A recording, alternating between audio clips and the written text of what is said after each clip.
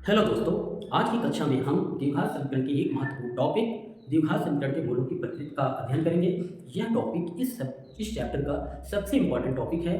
यदि इस वीडियो को आप पूरा देखते हैं तो आपको यह टॉपिक पूरी तरह समझ में आएगा और आप इस टॉपिक को अच्छे से क्लियर कर सकेंगे। तो आइए हम बिना समय खराब किए हुए इस टॉपिक को डिस्कस करते हैं। तो आज का हमारा टॉपिक है द्विघात समीकरण के मूलों की प्रकृति।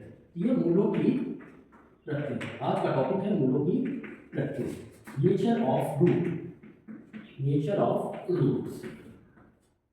तो द्विघात समीकरण में मूलों की प्रकृति का अध्ययन करने के लिए हम सबसे पहले द्विघात समीकरण क्या मानक रूप देखते हैं। जैसे कि अगर कोई आपको द्विघात समीकरण दिया जाता है तो सबसे पहले आप उस द्विघात समीकरण का मानक रूप लिखेंगे। तो द्विघात समीकरण का जो मानक रूप होता है वो क्या होता है?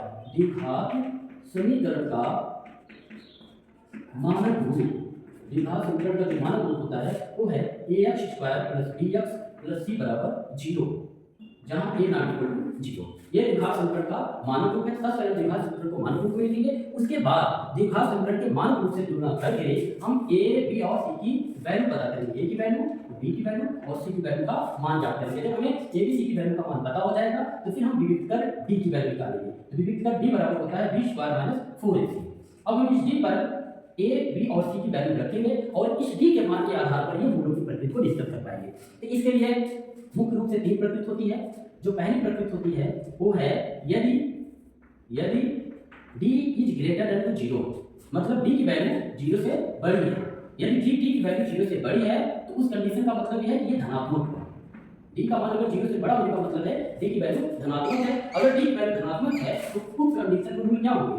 मूल वास्तविक और अलग-अलग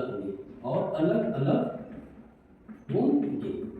पहला जो मूल होगा वो अल्फा होगा, जो कि -d प्लस √d/2a, जिसको आप -d प्लस √d की वैल्यू लिख सकते हो, b² - 4ac/2a। और जो दूसरी वैल्यू होगी वो बीटा होगी, जो कि -d होगी, जो कि -d प्लस √b² - 4ac/2a होगा। ये दो वैल्यू होंगी। अब जो दूसरी कंडीशन है, दूसरी कंडीशन में क्या होगा? d = 0, जो d की वैल्यू होगी, जो विविक्तर होगा उसकी वैल्यू अगर 0 होती है, यदि d = 0 होती है तो उस कंडीशन में क्या होंगे? इस कंडीशन में मूल वास्तविक और समान होंगे। जिनमें से जो पहला मूल होगा वो अल्फा होगा और दूसरा मूल बीटा होगा, जो कि -b/2 होगा। इसमें क्या है, अगर d की वैल्यू 0 होगी तो आप इस बात को यहाँ समझिए। अगर d की वैल्यू 0 रखेंगे तो ये वाला d वाला क्वेश्चन यहाँ पे 0 हो जाएगा, इसमें भी और इसमें भी। तो बचेगा -b/2, ये वाला क्वेश्चन बचता है। दोनों में सेम है, इसमें भी यही क्वेश्चन बचेगा -b/2, इसमें भी -b/2, क्योंकि ये दोनों वैल्यू क्या हो जाएगी? 0 हो जाएगी। इसलिए अगर d का मान 0 होता है तो मूल वास्तविक और समान होंगे, जो कि अल्फा बराबर बीटा बराबर -b/2 होगा। तीसरा जो कंडीशन आता है, यदि d इज लेस देन 0 का मतलब 0 से छोटा का मतलब हुआ ऋणात्मक। अगर d का मान ऋणात्मक है तो उस कंडीशन में मूल क्या होंगे? मूल वास्तविक नहीं होंगे। इस कंडीशन में मूल वास्तविक नहीं होंगे। अगर मूल वास्तविक नहीं होते हैं तो इसको आगे में डिस्कस नहीं करना है। अगर मूल वास्तविक नहीं होंगे तो उनके मूल क्या होंगे, इस बात को हम जो है बनाने में जब पहुंचेंगे तो वहां पर समझ संख्या में मूल जो है अगर वास्तविक नहीं होते तो उन मूलों को भी ज्ञात किया जाता है। तो आप वो चीज वहां पे पढ़ेंगे। यहाँ पर अगर मूल वास्तविक नहीं होते तो आपको डिस्कस करने की जरूरत नहीं है, इसको आपको छोड़ देना है। ये था मूलों की प्रकृति। और मूलों की प्रकृति में ये तीनों कंडीशन है। इन्हीं तीनों कंडीशन के आधार पर ही हम सवाल को सॉल्व करते हैं। ताकि हम उस सवाल को लेकर के इस प्रॉब्लम को सॉल्व करते हैं, जिसमें से मैं पहला सवाल लेता हूं। पहला हमारा सवाल है क्वेश्चन नंबर 1, x² + 5x + 6 = 0 के मूलों की प्रकृति ज्ञात कीजिए। ये हमारा द्विघात समीकरण है, इसके मूलों की हमें प्रकृति ज्ञात करना है। तो हमने आपको बताया कि सबसे पहले द्विघात समीकरण को मानक रूप में लेते हैं, लेकिन इस समीकरण में आप देखेंगे कि ये ऑलरेडी मानक रूप में लिखा है, इसलिए इसे हम मानक रूप में लिखने की जरूरत नहीं है। उसके बाद दूसरा स्टेप हमारा होता है, इसे हम मानक समीकरण, द्विघात समीकरण का जो मानक समीकरण ax² + bx + c = 0 है उससे तुलना करेंगे। तुलना कर लीजिए, द्विघात समीकरण का जो मानक समीकरण है ax² + bx + c = 0 से तुलना करने पर जब आप इससे तुलना करेंगे तो a की वैल्यू क्या आएगी? 1 आएगी। a बराबर a, यहाँ b की वैल्यू 5 आएगी, b बराबर 5 और यहाँ c की वैल्यू 6 आएगी और c बराबर 6 हो जाएगा। अब हमें a b c की वैल्यू मिल गई तो हम तुरंत विविक्त कर का फार्मूला लगाएंगे। विविक्त कर d बराबर b² - 4ac का फार्मूला लगाएंगे। हमारा विविक्त कर d बराबर b² - 4ac होगा। सारी वैल्यू a b c की वैल्यू से इनपुट करेंगे। b की वैल्यू 5 का स्क्वायर -4 × 6, फिर आपकी a b बराबर ये 5 × 25 निश्चित होगा 24। इंप्लाई है d की वैल्यू कितनी है? 1 है। 1 का मतलब धनात्मक, जो कि 0 से क्या है? बड़ा है। यहाँ पे आप देख रहे हैं कि d की वैल्यू 0 से बड़ा है, इसका मतलब मूल वास्तविक और अलग-अलग होंगे। देखिए जब d की वैल्यू 0 से बड़ा होता है मूल वास्तविक और अलग-अलग होते हैं। यहाँ पे लिखेंगे अतः मूल वास्तविक और अलग अलग होंगे। मूल वास्तविक और अलग अलग होंगे। अगर मूल वास्तविक और अलग अलग है तो मूल क्या होंगे? तो पहला मूल अल्फा होगा जो कि -b plus under root d upon 2 ये होता है। तो वैल्यू तो आप b की वैल्यू 5 है, -5 प्लस d की वैल्यू कितनी है? d की वैल्यू 1 है अपान 2 मल्टीप्लाई 1। तो -5 1 का स्क्वायर रूट निकालेंगे प्लस 1 आएगा प्लस 2। तो -5 को ऐड करेंगे -4 अपान 2 2 जब 4 माइनस स्क्वायर अल्फा। पहला मूल alpha equal to minus square, दूसरा मूल मान beta equal to -b minus under root d upon 2 ये आएगा। या -5 और b की वैल्यू 1 है या अपान 2 मल्टीप्लाई 1।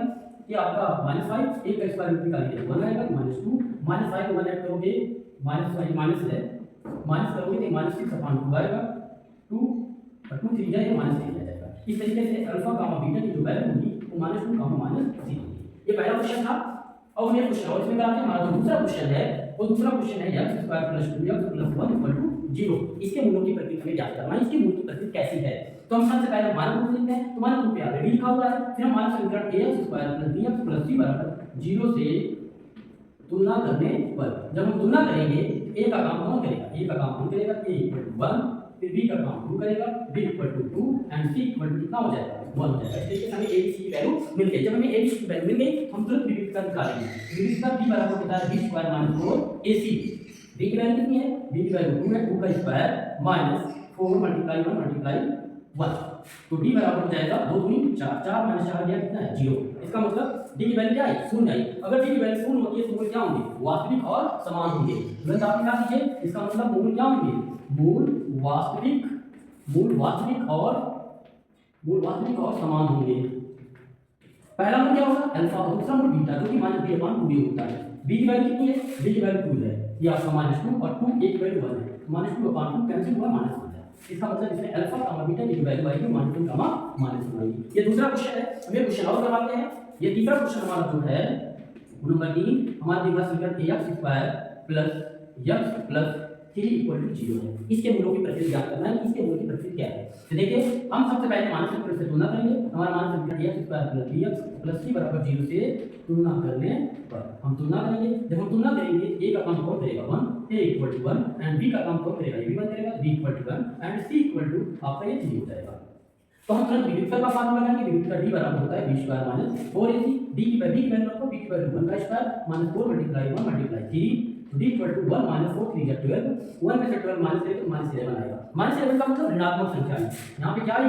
ऋणात्मक संख्या आई। अगर ऋणात्मक संख्या है तो मतलब 0 से क्या होगा? छोटा होगा। अगर d की वैल्यू 0 से छोटा है, ऋणात्मक है तो वो क्या होंगे? वास्तविक नहीं होंगे। यहाँ मैंने गलत लिख दिया, मूल वास्तविक नहीं होंगे। ठीक है, ये यहाँ पे क्या होगा? अतः मूल वास्तविक नहीं होंगे। मूल क्या होंगे? वास्तविक नहीं होंगे। अगर मूल वास्तविक नहीं होंगे फिर आगे का कोई मैटर नहीं रखता, फिर हम आगे इसको डिस्कस नहीं करेंगे। तो आइए हम और भी क्वेश्चन इसमें सॉल्व करते हैं। मूलों की प्रकृति को हम ऐसे लिखे रहने देते हैं। इसमें क्वेश्चन कुछ और भी पढ़ते हैं। जैसे ऐसे क्वेश्चन पढ़ते हैं जिसमें a की वैल्यू दी जाएगी और उसमें मूलों की प्रकृति का कॉन्सेप्ट लगा करके हम a की वैल्यू निकालेंगे। तो आइए हम इस प्रकार के क्वेश्चन को सॉल्व करते हैं। जैसे एक क्वेश्चन हमारा है, क्वेश्चन है मान लीजिए कोई बात समीकरण x square plus 5x plus a बराबर 0। ये मूल वास्तविक और क्या है? समान है। मूल वास्तविक और समान है। तो k का मान ज्ञात कीजिए। तो k का मान ज्ञात कीजिए, ये हमारा प्रश्न है। हमको एक द्विघात समीकरण दिया है, उसमें k का यूज किया गया है और उसमें ये कंडीशन दिया गया है कि मूल वास्तविक और क्या है? समान है। मूल वास्तविक और समान है तो k की वैल्यू क्या होगी? इसका सॉल्यूशन आप देखिए। सबसे पहले द्विघात समीकरण लिखेंगे। द्विघात समीकरण x square plus 5x plus a बराबर 0। जैसा हमने वाले इसके पीछे वाले प्रश्न को हल किया ठीक उसी तरीके से आपको हल करना है। तो सबसे पहले हम द्विघात समीकरण के मानक समीकरण से तुलना करेंगे। मानक समीकरण हमारा है ax square plus bx plus c बराबर 0 से तुलना करने पर हम इसको तुलना करेंगे। जब आप तुलना करेंगे a की वैल्यू कितनी आएगी? 1 आएगी और b की वैल्यू कितनी आएगी? 5 आएगी एंड c की वैल्यू आपकी k आएगी। c बराबर k आएगा। तुरंत आप विविधता का फार्मूला लगाओ। विविधता d बराबर होता है b स्क्वायर माइनस 4ac। ध्यान दिएगा, मूल वास्तविक और समान है। मूल वास्तविक और समान होने का कंडीशन क्या है? ध्यान से देखिए आप, मूल वास्तविक और समान तभी होते हैं जब d की वैल्यू क्या होती है?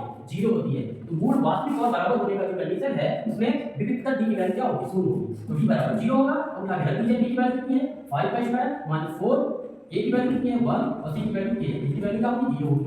5 25 माइनस 4 के इक्वल टू 0। हम 25 को उस तरफ ले जाएंगे, यहाँ प्लस उस तरफ जाएगा तो माइनस हो जाएगा, माइनस 25 हो जाएगा। फिर के इक्वल टू ये माइनस 4 उस तरफ जाएगा तो माइनस 25 में माइनस 4 से भाग देंगे, ये आपका माइनस माइनस प्लस हो जाएगा, ये 25/4 आएगा। इस तरीके से के की वैल्यू 25/4 आएगी। तो इसमें यही हुआ कि के का मान 25/4 होने पर ये द्विघात समीकरण के मूल क्या होंगे? वास्तविक होंगे। तो ये था ये क्वेश्चन जिसमें आपको मूलों की प्रकृति दी रहेगी और के का मान निकालना होगा। ये बहुत इंपॉर्टेंट क्वेश्चन है for UP board 10th class की एग्जामिनेशन के लिए, बेहद इंपॉर्टेंट क्वेश्चन है। और क्वेश्चन आप देखिए, जैसे मैं क्वेश्चन देता हूं kx square plus 16x minus 4x minus k equal to 0 के मूलों की प्रकृति, मूल 0 के मूल बराबर और समान है। तो k का मान ज्ञात करो, k का मान ज्ञात करो। और मैं आपको बताऊं ये क्वेश्चन एक तरीके से और पूछा जा सकता है। जैसे इस क्वेश्चन को kx square plus 4x minus k equal to 0 के मूल बराबर और समान है तो k का मान ज्ञात करो। इस क्वेश्चन को घुमा करके भी पूछा जा सकता है, मैं भी वो क्वेश्चन लिखता हूं, या इसको आप ऐसा लिख सकते हो द्विघात समीकरण kx square plus 4x minus k बराबर 0 के लिए विविक्त कर शून्य है तो k का मान बताओ। ये किस प्रकार से भी पूछा जा सकता है, दो तरीके से पूछे जा सकते हैं। एक में मूल बराबर और समान है ऐसा दे दिया जाएगा, एक बार आपसे बोल दिया जाएगा जिसका विविधकर ही शून्य है तो k का मान जान लीजिए। अगर ध्यान से देखेंगे दोनों के क्वेश्चन का मतलब होती एक ही है।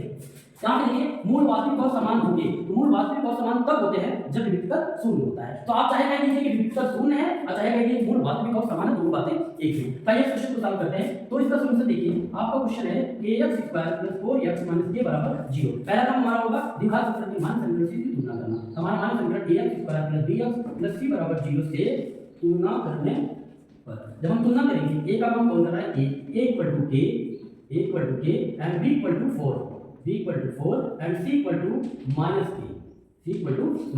हम फिर क्या करेंगे, हम तुरंत विविधता निकालेंगे। विविधता की क्या तुरंत कंडीशन देखेंगे। हमारी जो कंडीशन है मूल बराबर और समान है या विविधता शून्य है। पहले का मतलब विविधता शून्य होने का मतलब b की वैल्यू 0 है। यहाँ पे रखिए विविधता शून्य होने का मतलब b बराबर 0, b की वैल्यू क्या है b square minus 4ac equal to 0। अब b की वैल्यू रखो, b की वैल्यू क्या है 4 का स्क्वायर माइनस 4, a की वैल्यू कितनी है k और c की वैल्यू माइनस k है इक्वल टू 0 आया। 4 चौक 16 माइनस प्लस हो जाएगा और ये 4k स्क्वायर हो जाएगा इक्वल टू 0, या 16 को हम उस तरफ ले जाएंगे तो 4k स्क्वायर इक्वल टू हो जाएगा -16, या k स्क्वायर इक्वल टू हो जाएगा -16/4, 4 4 जा 12। यहाँ पे k स्क्वायर की जो वैल्यू है वो -4 आएगा। इससे ज़्यादा आप नहीं करेंगे क्योंकि k स्क्वायर का स्क्वायर रूट लेंगे, क्योंकि यहाँ पे माइनस है, हमें एक काल्पनिक संख्या मिल जाएगी। वो काल्पनिक संख्या क्या होगी, ये k बराबर ये अंडर रूट माइनस जब 4 करेंगे तो 4 का वर्गमूल 2 होता है और ये आपका माइनस होगा मल्टीप्लाई अंडर रूट 4 हो जाएगा। तो -1 को हम आयोटा कहते हैं आई, और यहाँ 4 का वर्गमूल 2 हो जाएगा। इस तरीके से k की वैल्यू हमें जो है 2i मिलेगा, जो कि एक काल्पनिक संख्या है, इसलिए हम यहाँ से आगे नहीं आएंगे, हम यही इसको छोड़ देंगे। कक्षा 10 के सिलेबस में यही तक है, अगर कक्षा 12 का सवाल होता तो हम यहाँ तक इसको पहुँचा देंगे।